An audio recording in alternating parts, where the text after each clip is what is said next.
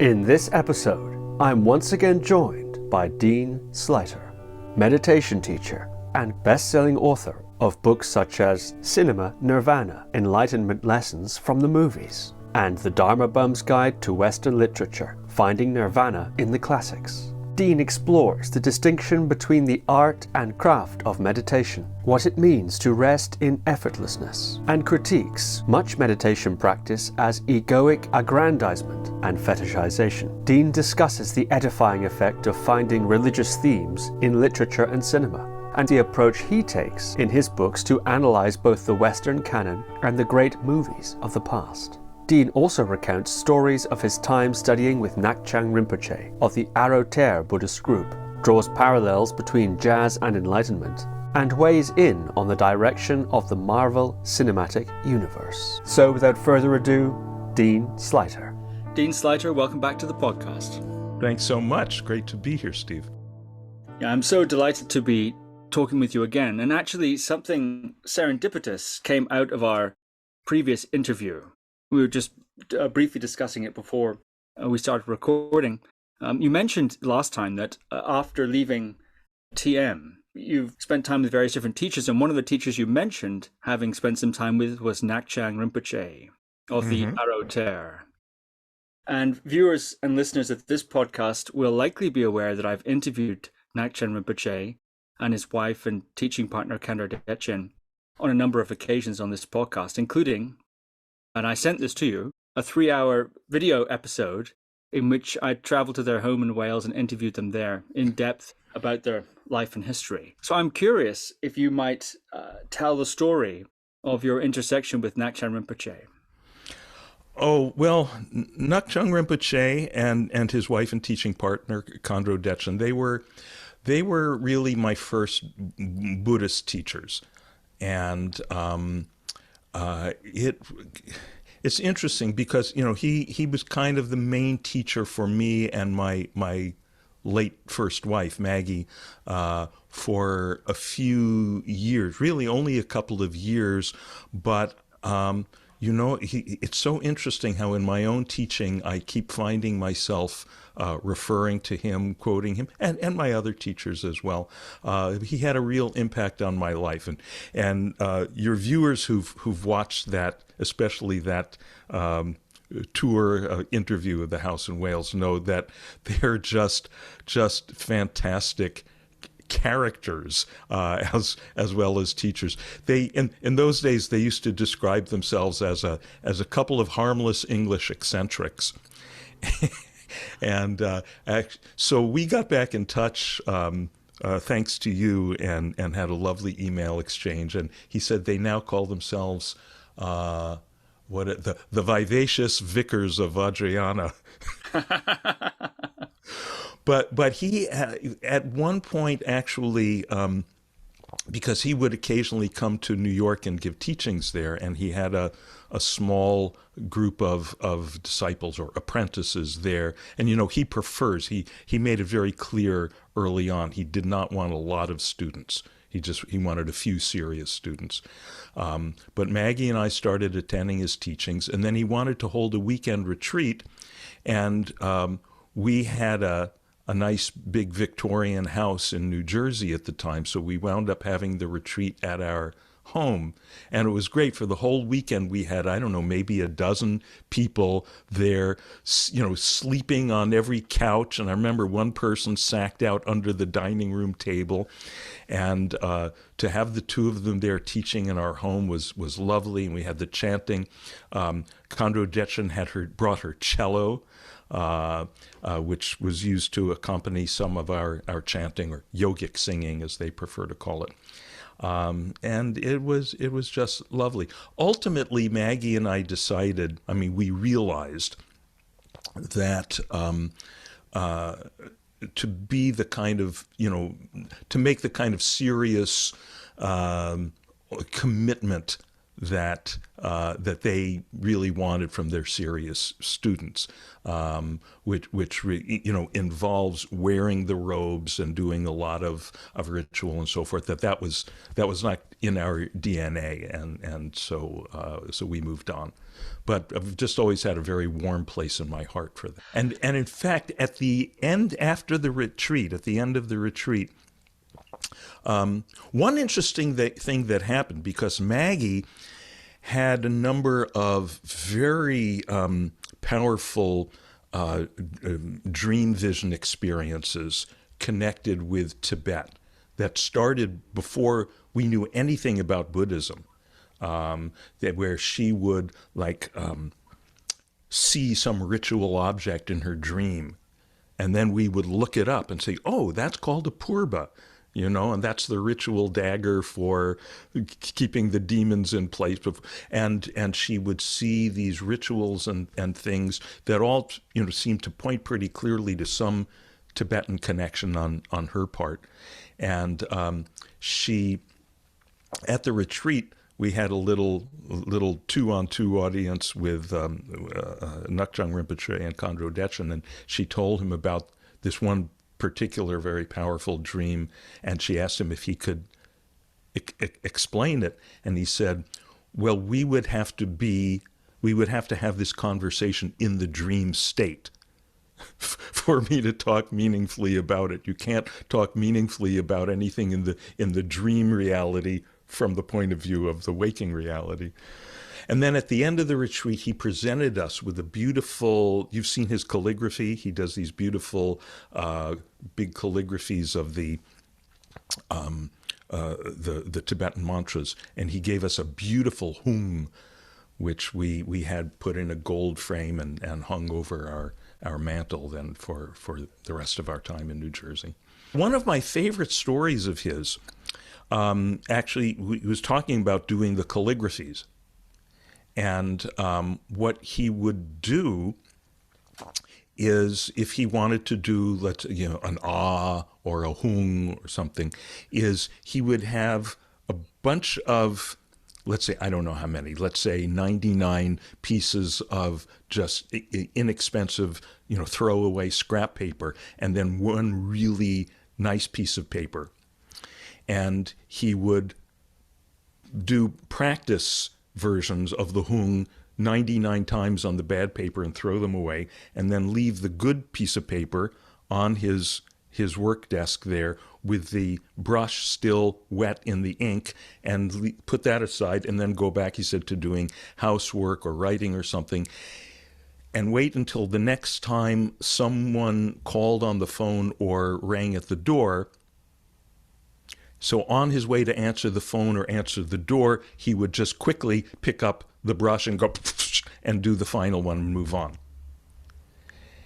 And to me, that says so much about the process of artistic creation or any kind of creation that I mean, such an ingenious way to find the living edge of practice, craft on the one hand, and freshness, spontaneity on the other hand. He would say form and emptiness. So I've in my own writing and playing music and so forth, that's been very helpful to me. Always, okay, find some way to be on that edge. Do you have similar ways? In my writing, I mean, I'm a compulsive rewriter. I just write everything over and over and over again, and then I come back to it. But the main thing is I'll work on a thing for a while and just keep ironing out this paragraph, this page, this chapter over and over, and then I have to walk away from it, and then I come back and I go, oh no, get a fresh view and just kind of shake it out. It's more subtle for me. It's a little more. It's kind of.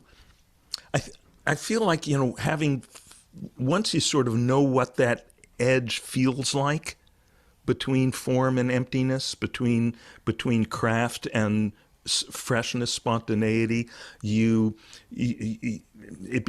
As in meditation, for example, it's just, okay, you know where that place is, and you need fewer formal tricks to get back to it.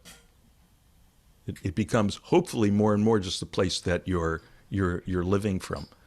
But another thing that was said to another important teacher in my life was the jazz director at the school where I used to teach, a wonderful jazz trumpeter named Sean McAnally. And I used to sit in with the band playing the saxophone, not very well. And I asked Sean one day, okay, tell me about improvising. What's the secret of improvising? And he said, well, you think of something and then don't play that. Right. And I said, right, that's it. Because and you could hear, and it was you learn a lot in Dharma and in the arts and everything. You can learn a lot. Sometimes your best teachers are the bad examples, the counter examples. So you'd hear these young, beginning high school hope wannabe jazzers when it's time for them to improvise, and you can hear them thinking. You can hear, yeah, now go to this, now go here, now go here. But to say, okay, think of something, then don't play that. The moment you think of it, it's kind of already dead. Like that's a form, and it's limited. That's this little area here. This whole area outside of everything that you didn't think, that's the emptiness, that's boundless. And you have to be ready to go into free fall into that space. Of course, jazz has a lot of vocabulary.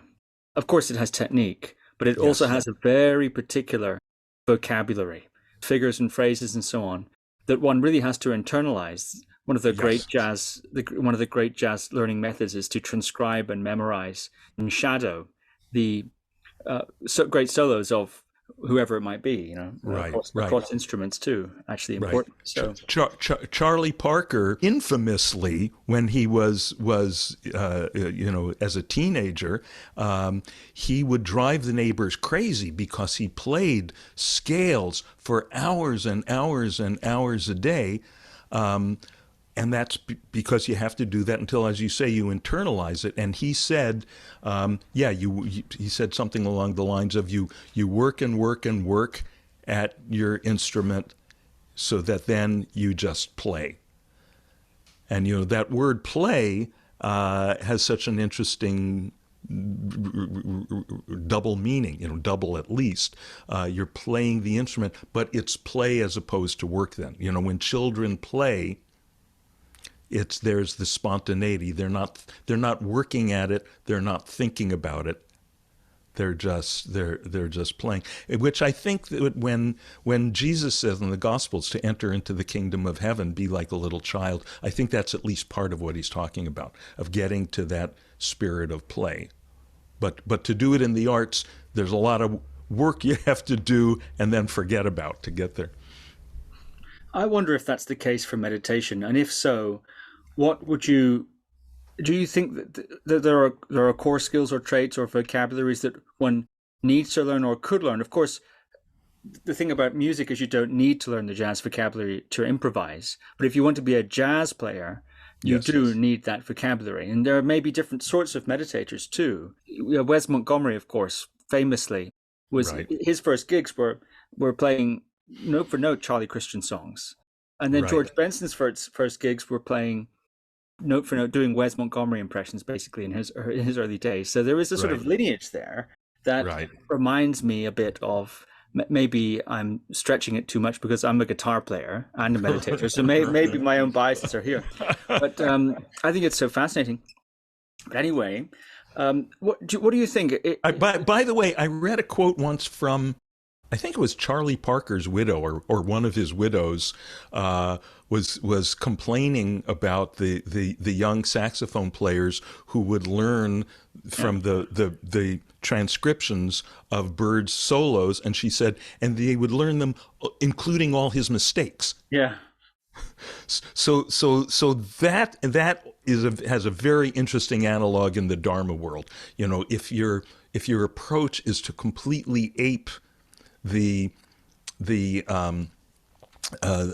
teacher, Then you've got a baby and bathwater problem. Are you just learning the Dharma essence? Are you learning the qualities of enlightened practice from your teacher? But are you, meanwhile, successfully separating them from just learning his or her personality quirks, some of which may be, very unhelpful in your life, may be very unhelpful in the teacher's life? Enlightened people are still people. They're still people. And that means they've got characteristics, they've got attributes, and they're not necessarily transferable in a helpful way into your own life. I'm wondering about to come back to this idea of meditation and music, that link there, or this spontaneity in craft, or rehearsal and improvisation. Oh, you know what? Yeah, this was your presenting question a couple minutes ago, which is important, which was, okay, is meditation like playing jazz a situation where you have to go through the work and then you get to the play? And the answer, and I feel very, very strongly about this based on years of my own practice experience and teaching experience, the answer is a resounding no. No, no, no. And I know there's a lot of tradition that, okay, you've got to, you sit there in the zendo and you just really, bash your brains against your koan or whatever it is. And then finally, after years of practice, you get to shikantaza. You get to just sitting.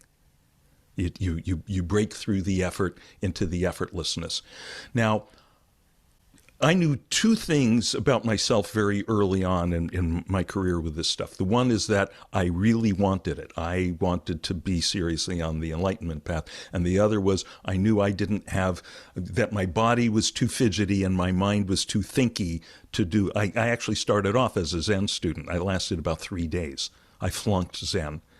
And I found teachers, starting with Maharishi Mahesh Yogi, the founder of Transcendental Meditation, who said and showed me that, no, rather than sit for an hour or sit for 10 years bashing your head against effort and finally breaking through to effortlessness, we can skip that first part. With a little bit of skillfulness and delicacy and precision of instruction, we can get people right into effortlessness.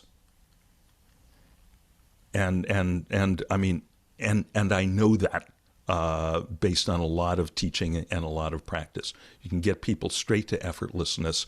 And there's a whole lot of heroics that people go through about, okay, how much I'm sitting. But who is engaging in that heroic struggle? That's the ego. It's not necessary. And the thing is, if we're serious not only about practicing in our own life, but spreading Dharma practice in the world, the reality is in the modern world, people are not going to do that. Most people are not going to dedicate themselves to hours and hours of sitting. So the good news is they don't have to. Can you say more about that? How can you induce that effortlessness through a skillful or delicate means? Yeah, the best answer to that would be, go to my YouTube channel where I've got a bunch of guided meditation sessions archived, rather than me talking about it. And but essentially it's pointing out, Steve, are you aware right now? Yeah. And what color is your awareness? Does it have a color? Don't think, look. Don't think, look. Does it have a color? No. No. Does it have a pitch? No. Okay, so it's silent, it's invisible. Does it have a texture? No. Okay. Does it have any edges? Not that I can detect. Yeah, right. And if you do detect something that is some edge or some color or some pitch, those are things you're aware of. They're not the awareness, right? So this awareness is silent, it's invisible, it's boundless, not meaning big, great, big, which people, it's a source of confusion for people. It means it has nothing to do with big or small. And yet very clearly you're noting that right now as something you're looking at, not with the eyes, but you're experiencing and not just thinking about it, okay? Rest in that. And when you find and as you continue to rest in that, or more precisely, notice that you've always been resting in it, thoughts are going on, feelings are passing. You know, at a certain point, your butt is getting tired of sitting in the chair and all that. And notice how all that happens very peacefully coexisting with the apprehension of this silent, invisible awareness. So there's nothing to do about the thoughts and the feelings. Now, at some point, at several points, you'll probably find that the mind gets caught up with some string of passing thoughts or some feelings or something, which is just different from them passing along with the awareness of the awareness, but we get caught up. At the moment that you get caught up, the getting caught up, while you're caught up, you can't do anything about it because you don't realize you're caught up because you're caught up. When you realize that you have been caught up, then this is the one crucial place where there's some particular technique involved. Don't try to push the thing away. Don't try to assure that this doesn't happen again, which you have no control over. But don't even let go. I used to say let go, but I realize that when people hear let go, they think, well, the thing is supposed to go away. And they say, I'm trying to let go and I can't. No. So forget about letting go. Relax your grip on the thing. Relax your grip. And notice that when you relax your grip, it's not relax your grip and come back to resting in awareness of awareness. It's because that happens automatically. Because every moment of our life, we are like the irresistible force of gravity. We're always being drawn, like bees being drawn to the nectar. We're always being drawn to our own nature, this boundlessness, this problemlessness, right? This blown outness, this nirvana, this kingdom of heaven within. We're being drawn to it all the time. Any effort that we try to make to help it simply complicates matters. Any effort to create a non-agitated state of mind is itself a form of agitation. So all there is to it, when you realize you're caught up, relax your grip, rest in this awareness. Done and dusted. Wonderful. Thank you, Dean. Mm-hmm. Thank you for that. And eyes closed, eyes open, all optional. What do you think about, and that's just so wonderful what you said there, what do you think of the meditation approaches that involve more structure, effort, and doing, for example, or effort, I suppose, rather than effortlessness? Mm-hmm. For example, just to throw a couple of examples out there, things like vipassana, the sort of thing done in Spirit Rock, for example, or something like that. Or sort of noting things, etc. Or concentration meditations where one aims for highly concentrated states. And in fact, some people say, as you're well aware, that it's skillful to obtain a highly concentrated mind, wieldy, as they sometimes say, and pliant. So then one can direct it to inquiry into the nature of experience, etc., etc., this sort of thing. Or I suppose even mantra meditation of particular kinds, where one is engaging in a mantra meditation to aim for a certain state or to bring about some sort of result, or breath holding, or this sort of thing, visualizations of deities, and etc., etc. I mean, these are all, I'm just throwing a whole bunch of them out now. I'm not suggesting you comment on each one, But what do you think if that's not what you're talking about? So if that's not what you're talking about, what is it that they're doing? Yeah. So some of those things, most of those things, I'm not qualified to make any deep comment on because I've never really been a student of them. But I'll say this: a phrase that I've found to be very helpful to me in my practice and in my teaching is on-ramp. Although I've learned, I actually, in a conversation with Rupert Spira, I found out that in the UK you don't say on-ramp. I think you say slip road. So at least here in the US, when you're going to get on a freeway, an interstate, an expressway, whatever you call that there's a little transitional ramp or road for getting from the surface roads that have stoplights and cross traffic and all that to the one where you just keep going. So any of those activities, resting your gaze on one object, singing mantra. I love singing mantra. I sing mantra every day. I sing mantra in the shower and sing mantra to some of my graven images there. I love it, and it's when we've been running around in the world doing 10,000 things, and then to suddenly now I'm going to sit and essentially do nothing. That's a very abrupt transition. So usually it seems to work better to go from 10,000 things to one thing to 0 things. So that's the on-ramp or the slip road.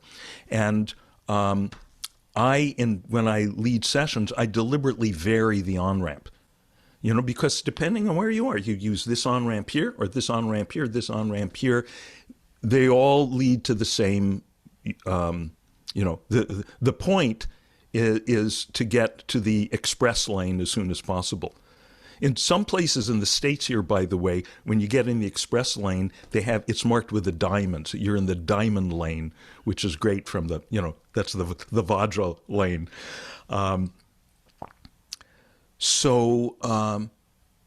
When I lead a session, sometimes we'll start with mantra. My favorite mantras are the ones that are culture neutral, that are natural, that people all over the world say.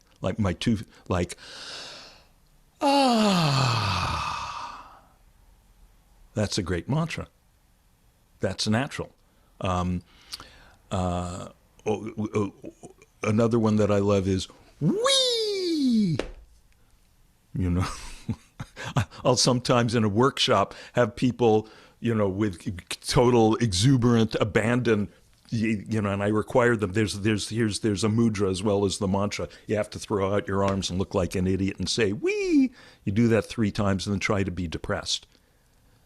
And you can't do it. So if you're and by the way, that has its roots or its analog in stuff I learned from Ngak'chang Rinpoche. How the different mantras, because they, the stuff up on the right end of the keyboard is when you're kind of mired in dark places. It's good to hit the highs. When you're running around in a lot of high frequency stuff, it's good to get down on the left end of the keyboard. So all of this stuff is fine. Where it becomes problematic is when people wind up spending their lives on the on-ramp, where they fetishize the on-ramp activities. And I think that happens a lot. It's very easy and very understandable. Oh, here's these beautiful mantras. Here's these lovely robes. Right, and to just fall in love with that stuff and forget that that's a means to an end, and that you want to get on the on ramp, and get off it as soon as possible.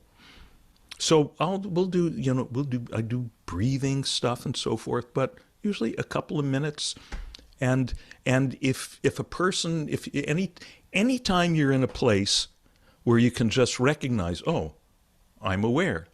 This awareness has no attributes.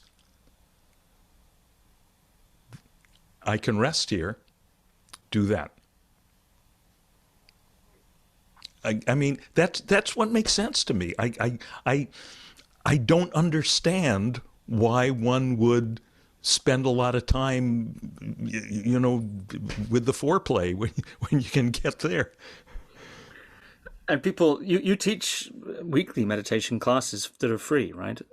Yeah, usually 3 times a week. I'm on Zoom. And Fridays, in fact, after this, I've got a session. Friday sessions are at 10:30 Pacific, which is something in the afternoon or early evening where you are. So I've got some people who tune in from Europe and South America and Morocco. Yeah, that's 6:30 p.m. in the UK, 7:30 p.m. in Europe. That's good timing, so people can tune into that and follow those meditations. That's amazing. I'm curious about if there are, if you want, near enemies or close facsimiles of the thing that you're describing. So I might be thinking I'm doing what you were leading me to or pointing me to, but I'm actually doing something else. And not knowing that, I think I've got it, and maybe I haven't quite got it. Do such things exist? Yeah.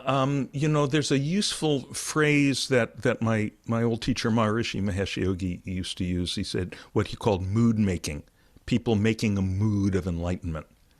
Walking around with just a kind of a, I think we talked a little bit about this last time, with this sort of constructed emotional, I mean, a lot of people do this in church. This kind of emotional artifice, and maybe we talk very softly and we're very careful about how we light our incense and so forth. So that's kind of one way to create a facsimile of enlightenment. And another is intellectually. I think that a lot of people who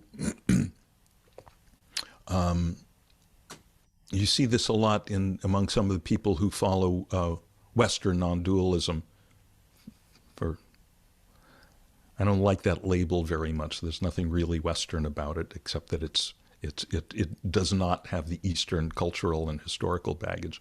But I think that they're because you're not crashing the symbols together and so forth to shock yourself out of thinking, a lot of people who are in the Western non-dual tradition may spend a lot of time thinking and going down intellectual rabbit holes and convincing themselves that, okay, this is abiding in the non-dual, when it's, playing with thoughts about the non-dual. Particularly coming out of the, as in the Bhagavad Gita, where there's the articulation of the different paths, the bhakti yoga, there's the yoga of devotion, and the jnana yoga, the path of the intellect, and so forth. And usually the understanding of that is, well, depending on what your predilections are. Like if you're stronger in the intellect, you follow jnana yoga. If you have a naturally devotional nature, you follow bhakti yoga. And I can see that, but to a certain extent, I sometimes feel that it makes more sense to do the opposite. If you're an intellectual, you may need to just, plunge into devotion to just, stuff that makes your heart burst open, and to tell the intellect to shut up, and so forth. So to do something counter to what your relative structure wants. Don't give it the cookie that it wants. Very interesting.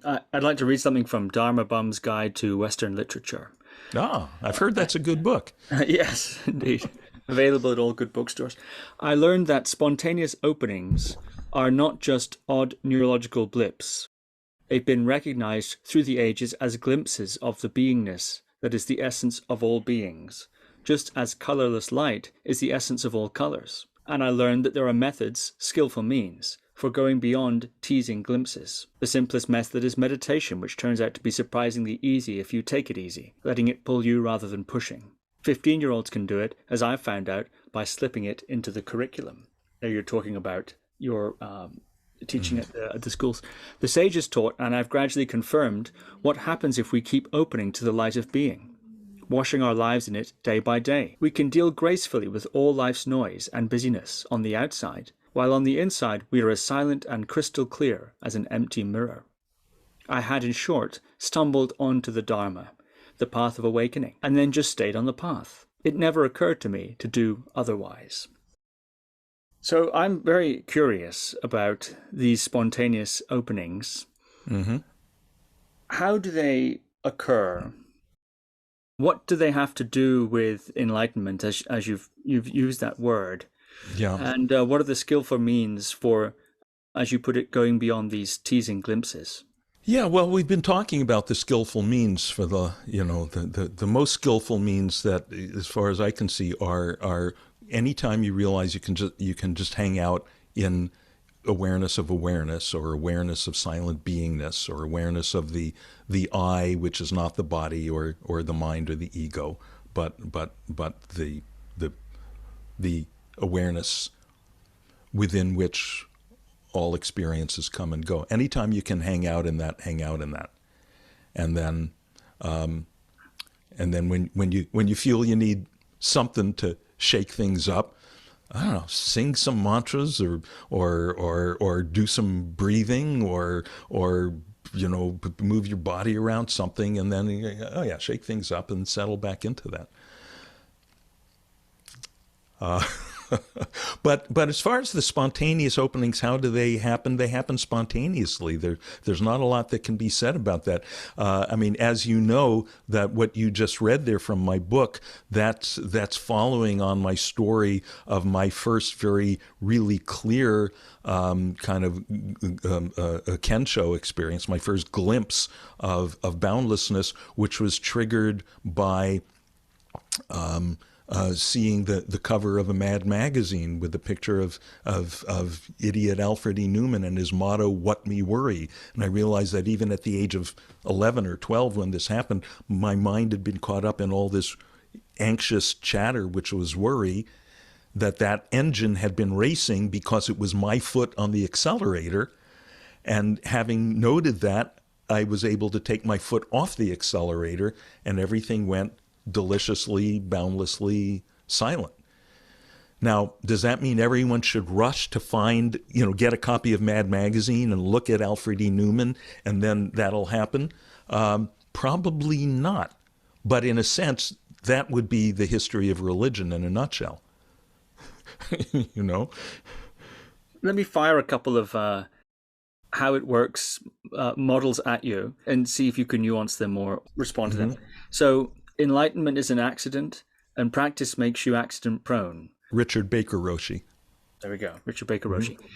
And another one is you've got to sit there and practice and do your investigations, let's say, your in pastness. Keep observing until eventually you will see, there'll be a tipping point of seeing impermanence or emptiness or something like that, or even suffering, enough that you'll enter through one of the three doors, you'll have an experience, and everything will be changed and different. So sort of practice until you can pop through to the other side of stream entry or Kensho or whatever the case may be. So these are kind of slightly contrasting, perhaps, models, or maybe not. So I'm curious. I don't think they're contrasting. I don't see any difference between the two. I think they're just two different ways of saying the same thing. But except that when you say practice, the subtext that can seem implied there is practice with effort. And look, bottom line, what's the best practice? I mean, really, it's kind of what you're asking. What's the best way to practice? The best way to practice is the one that you will do. And if you need, actually, this is going back again to our days with Ngak'chang Rinpoche, we were on a workshop with him, Maggie and I, in one weekend in New York, and we were doing the thing, I forget what it's called. It's you take yarn with 5 different colors that stand for the 5 elements, the 5 wisdom emotions, and depending on who you are, somehow you find the balance of how much of each color, and you're weaving this thing that I forget what it's called. Maybe you know the Tibetan name. In the Western world, they have something like that. They call it a God's eye, that was very popular in the hippie days. And so we were doing that, and we're chanting mantras. And at one point, Maggie asked Ngak'chang Rinpoche, well, what's the point of doing all this? And he said, the point is when you're doing this, you're not doing something else.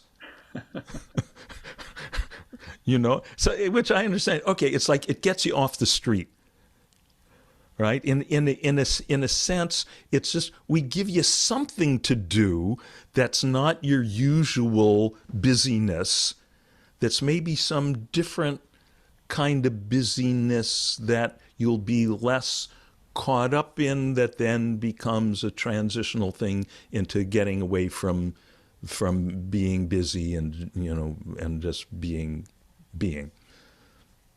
But anyway, again, the best practice is the one you'll do. What I found, what I will do is I will sit with effortlessness.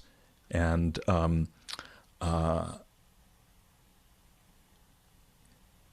I've found that, the people that come and learn with me, that it works for them. I've had, right in this room here where we, before COVID, we used to actually have meetings in person.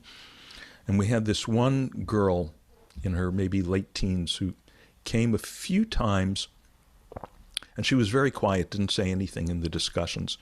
But then after coming 3 or 4 times, was at the end of the evening, she was about to go out the door, and she pulled me aside. She said, I just want to let you know that I'm a heroin addict. I've been clean for 6 months. In the meditation tonight, I felt the way I never thought I would be able to feel in this lifetime without drugs. Thank you. So, you hear enough things like this, or I hear from, there's a lovely woman who attends most of my Zoom sessions, who her husband 15, 20 years ago had some devastating strokes, and she's a real kind of free spirit, lovely singing, dancing kind of person, but her life has just been caretaking for him, wall to wall, 7 days a week, for years now. And every once in a while, she reminds me, she says, this is the stuff that's saved my life. This is the stuff that's made it possible for me to do that without losing my mind. So, and it can very well be that, I forget what one of my teachers explained this, it was very helpful to me, which was,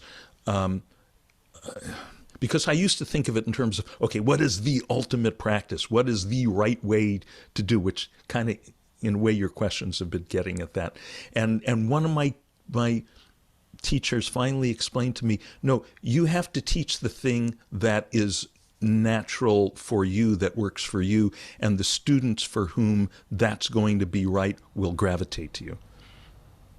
So people who need to do a lot of costumery and a lot of ritual and so forth, they'll gravitate to people like Ngak'chang Rinpoche. God bless. Fascinating. I would like to talk about Cinema Nirvana, your book. Yes. You wrote about that, but it's been really fun to sort of run these paradigms through your experience. It's really excellent. Perhaps I'll do one more question like that, and then we can talk about Cinema Nirvana. Does that practice progress in the sense of, is it something that tips over into some sort of watershed experience? Is that a thing? Is that a necessary thing? are there any other signs or waypoints of the unfolding or progressing or blossoming of that kind of an orientation of practice? Perhaps that's totally the wrong way to think about it, in which case, please address that view. I think it's a very good question. It's an important question to ask because people so much think of things in those terms. You know, we read the stories. We read the story of Ramana Maharshi as a 16-year-old boy who starts thinking about death one day and goes into this thing where he thinks he's dying and he lies, but he has somehow the wisdom to, lie down on his back in Shavasana in the corpse pose rather than fighting it and saying, okay, if I'm going to die, okay, there goes the body, there go the senses, there goes the object, the senses, there goes everything. He lets everything go away.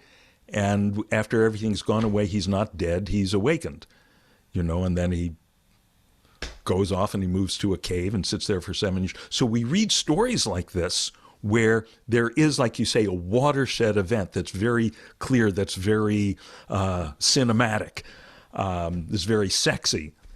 And they're great stories, and they're important stories because they're inspiring. But they're also, in a sense, dangerous stories because they make us think, oh, it has to happen that way. And I'm pretty sure for most people, it does not happen that way. It happens more, as one of my teachers said, most of us are on the slow cook plan. It's not a sudden, flashy boiling over. And if you keep looking for something like that, especially while you're sitting there meditating, oh, am I here? Right? Then that destroys the very innocence, which is the basis, is resting in beginner's mind, is being like a little child to enter into the kingdom of heaven. When people say to me, gee, I've been doing this practice for, 6 months or 3 years or 10 years or whatever, and I'm not sure, I haven't had a flashy experience. I'm not sure if anything's really happening. And what I say is, okay, go to a diner by yourself. And they have diners, they call them diners in the UK. Yeah, sure. Yeah, okay. So I say, okay, go to a diner by yourself, sit in a booth, order a slice of pie and a cup of coffee, and eavesdrop on the conversations around you. Right? And then you'll see what your practice has done. You hear what other people are talking about and how they talk about it and how engaged they are in it and how the stuff they're talking about has both the thrills and the spills, but how it has its claws in them, how deep into them it goes.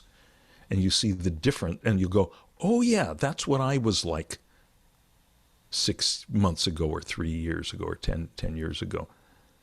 You realize, that's one of the reasons that I love teaching. Maharishi used to say, he said this over and over, he said, the teacher always gets more than the student.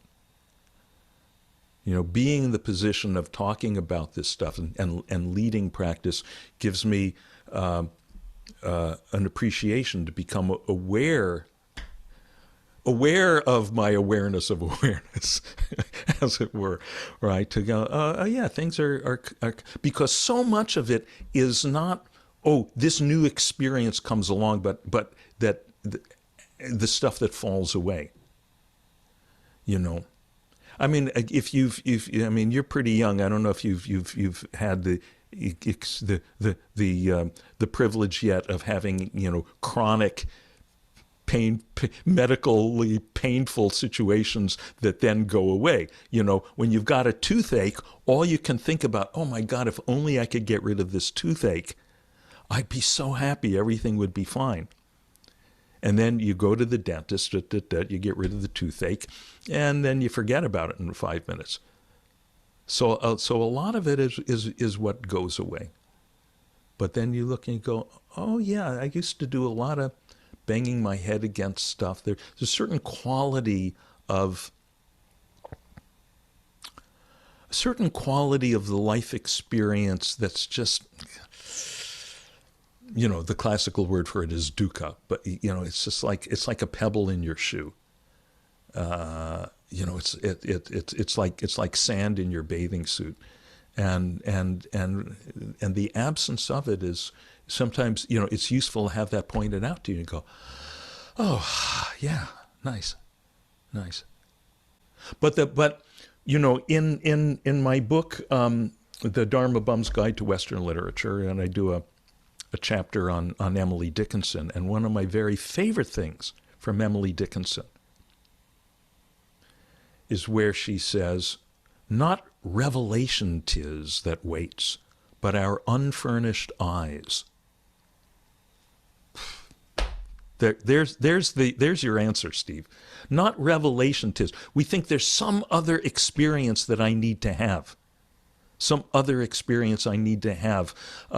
Some thing that I'm not aware of that I'm going to become aware of. Some revelation.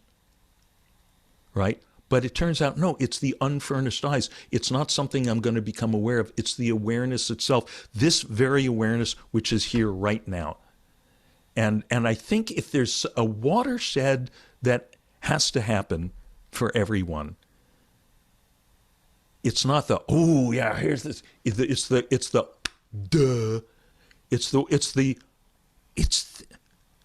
How did I not realize it's this awareness I've had all along? It has no boundaries. It has no problems. And there's no distance between between I and it. I am it.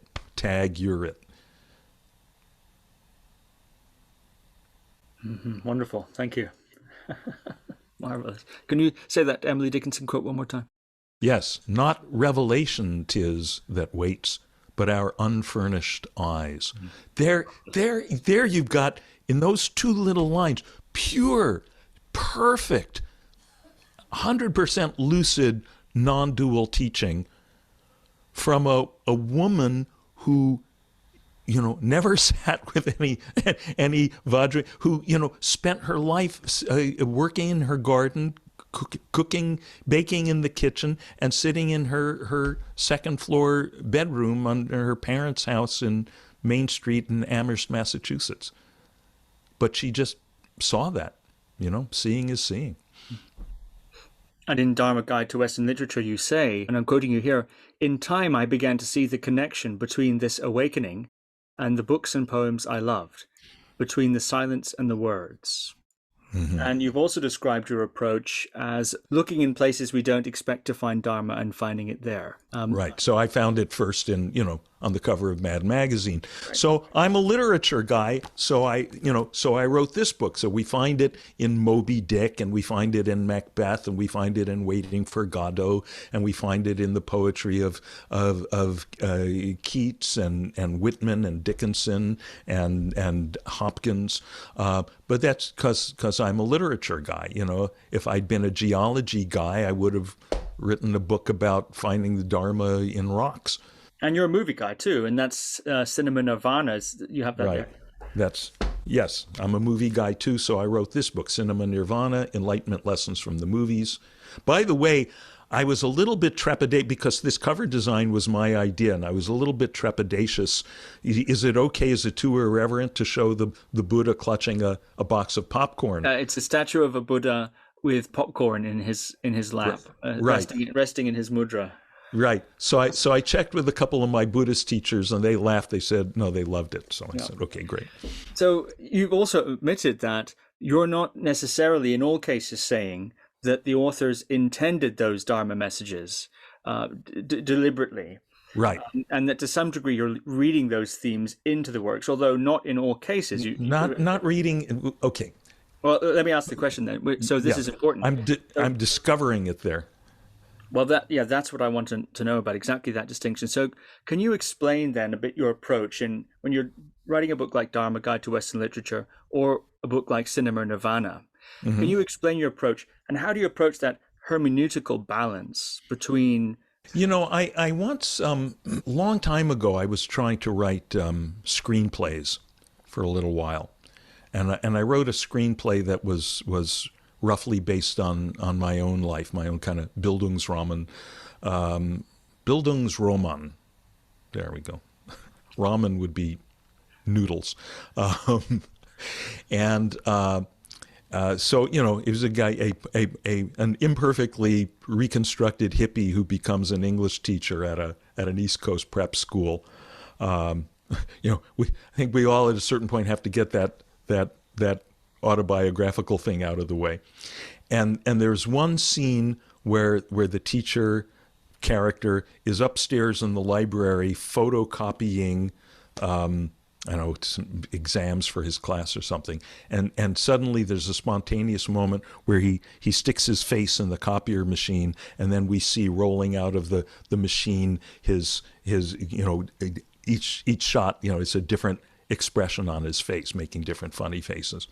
And I had a colleague of mine in the English department read the screenplay, and he gave me notes. He said, yeah, I like this I didn't like so much. He said, I loved the scene where he's got all the different facial expressions rolling out of the copier, because it's like that's what he's learning. Okay, what faces do you have to put on now to, get out of your hippie life and reintegrate into society?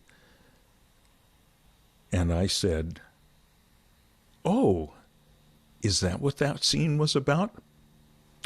Okay, I'll take that.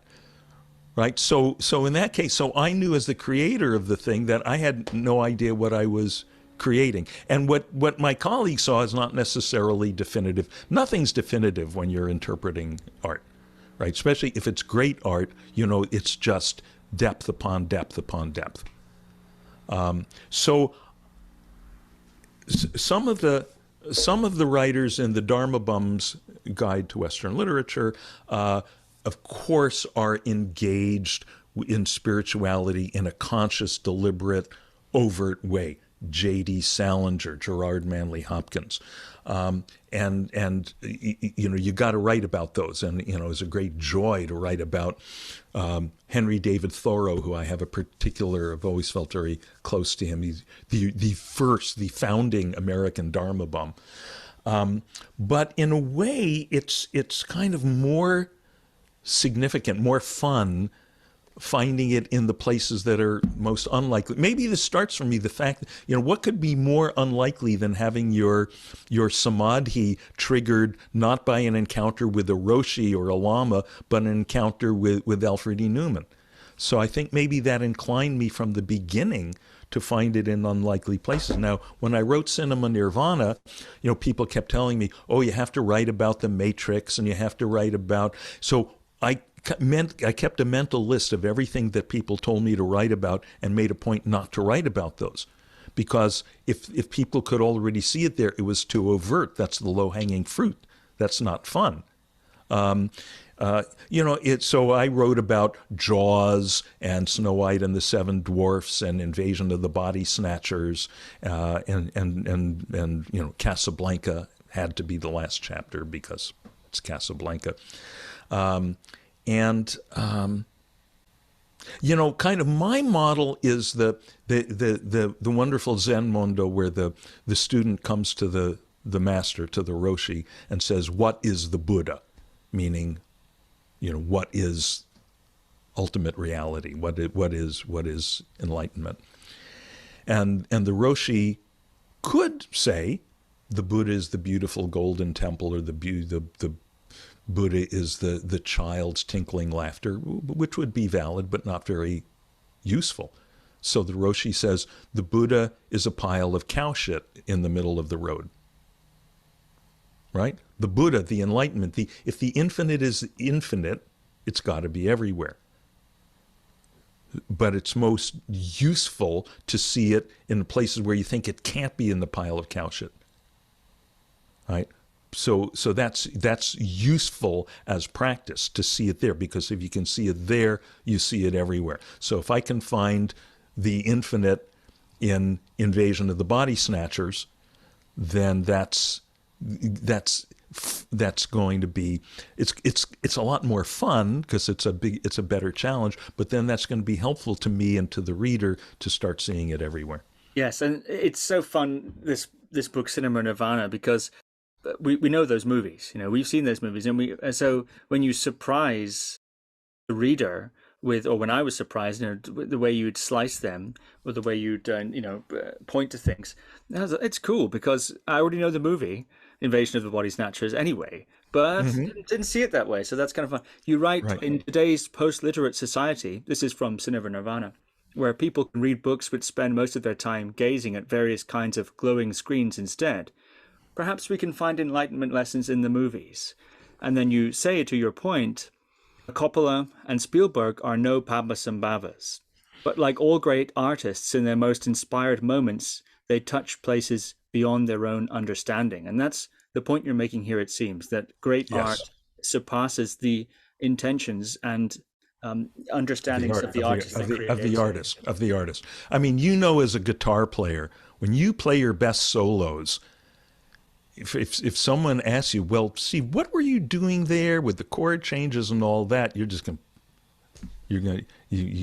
say, well, that's when I forgot about chord changes. You don't know many guitar players. I think as a guitar player, I will take as much credit for everything I do, even if it's accidental. You see, it's guitar players and saxophone players. There's something wrong with us. You're a saxophone player. Well, I'm a failed saxophone player. Oh yeah. These days I'm a ukulele player. I couldn't master 6 strings, but 4 strings I can just about handle. Yeah. But you reminded me. I've got this quote near the beginning of Cinema Nirvana. The Buddha said this to his disciples shortly before his death: "Go throughout the land and spread the Dharma in the dialect of the people." And that to me is kind of my guiding light, not just in this book, but what I try in everything I do. Spread the Dharma in the dialect of the people. The dialect of the people, of most of the people, here where we live, is not going to be, a lot of Vajrayana ritual. Now, people who are drawn to that, that's great. And I'm drawn to that to a certain extent myself. But just to break it down in plain English and to do it in terms of where do we live? Where is our attention? Well, it's on movies, it's on television. So tell the story that way. Are there any movies, if you were to write Volume 2, Cinema Nirvana, Strikes Again, perhaps? Right. Son of Cinema Nirvana. Exactly. Are there any movies that you'd include? Oh, sure. I regretted that in this book I never did a chapter on Hitchcock.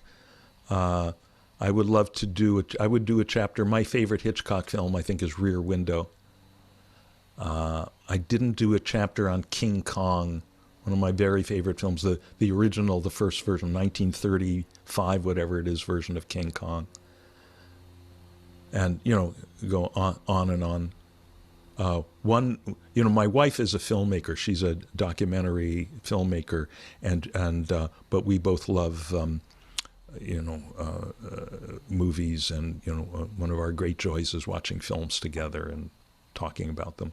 And she's turned me on to some wonderful films that I missed. Wings of Desire is incredible. I was asking you about. At the end of, we're talking about leaving TM and you study with different people and so on. And I asked you if you had a current, orientation or a teacher or something like that. You mentioned Rupert Spira as, a reality check for you. But you also said that there's a point when you realized, and now I'm quoting you, we're eventually supposed to grow up. We're eventually supposed to become the elders that the people rely on. I'm curious about that. I'm also curious about love. You've talked about Maggie, you've talked about Yafa. I'm really interested about that specifically, and I'm also interested about teaching.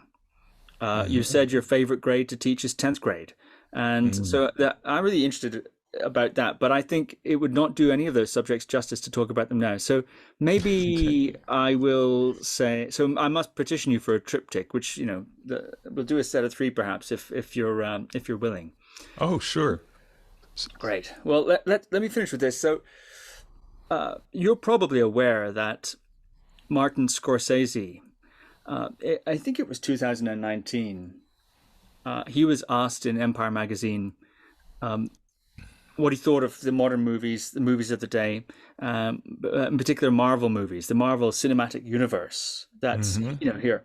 And he said famously that, or infamously perhaps, that movies aren't cinema. And this caused that the Marvel movies aren't cinema. Mm-hmm. And this caused a big hoo-ha among, I suppose, probably a storm in a teacup. But anyway, nonetheless, it was pretty stormy in that teacup for about 5 minutes. And he wrote this fascinating opinion piece. Have you read it in the New York Times around that time? I did, but I don't remember it well. Can you give me the gist? Yeah, he said that I'll quote a couple of bits from that. It was November 2019. They seem to me to be closer to theme parks than they are to movies. The movies as I've known and loved them throughout my life, and that in the end, I don't think they're cinema. And then I'll say a couple of other things here. I'll quote him further. He says, "For me, the filmmakers I came to love and respect from my friends who started making movies around the same time that I did, cinema was about revelation, aesthetic, emotional, and spiritual revelation. It was about characters, the complexity of people and their contradictory and sometimes paradoxical natures, the way they can hurt one another and love one another and suddenly come face to face with themselves. It's about confronting the unexpected on the screen and in the life it dramatized and interpreted, and enlarging the sense of what was possible in the art form." And he says, that was the key for us. It was an art form. And about the Marvel films in that piece, he says, "There's no revelation, mystery, or genuine emotional danger. Nothing is at risk. The pictures are made to satisfy a specific set of demands, and they're designed as variations on a finite number of themes. They're sequels in name, but they're remakes in spirit. And everything in them is officially sanctioned because it can't be any other way. That's the nature of modern film franchises: market researched, audience tested, vetted, modified, re-vetted, and remodified until they're ready for consumption." And he also said that they lack something essential to cinema. This is the last quote: "the unifying vision of an individual artist. Because, of course, he says, the individual artist is the riskiest factor of all." He talks about how the film industry has become very risk averse. Right. So I'm curious, do you agree with Martin Scorsese? Yes. Discuss. Yes. Yeah, I find these, these superhero, big screen comic book movies, for the most part, I just find they're just boring. They're just stupid. They're stupid because they deliberately avoid having any kind of intelligence. They're just, I think they're an amusement park ride. The appeal is purely somatic. It's purely, okay, now we're going up this hill on the roller coaster. Now we're going down this one. Now, how many times can you do that before it gets worn out? So what you have to do is have to keep making the roller coaster, the hill that you descend, you have to keep making it higher.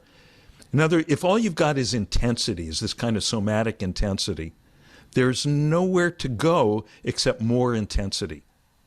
And that's an unskillful approach in life as well as in art. In life, you try to do that. You just, you wind up, it's like, how many lines of cocaine can you snort? How many people can you have sex with? And you just need more and more and more. And eventually that crashes and it's just, and as a matter of fact, coming back to Ngak'chang Rinpoche once again, one of the most important things I ever heard from him, and I can't remember the complete sentence, but it was just the one phrase from the sentence, and the phrase was addiction to intensity. And it's the moment I heard that phrase, I went, oh, of course. This is that like broke open for me one of my unexamined assumptions, which was that the quest for whatever we're questing for in life is to find the ultimate intensity, right? That enlightenment is going to be, and this comes back to what you were saying before, looking for watershed experiences. That enlightenment is going to be this ultimate orgasm to end all orgasms. It's going to be like peaking on acid while orgasming, to the ends of the universe 24/7.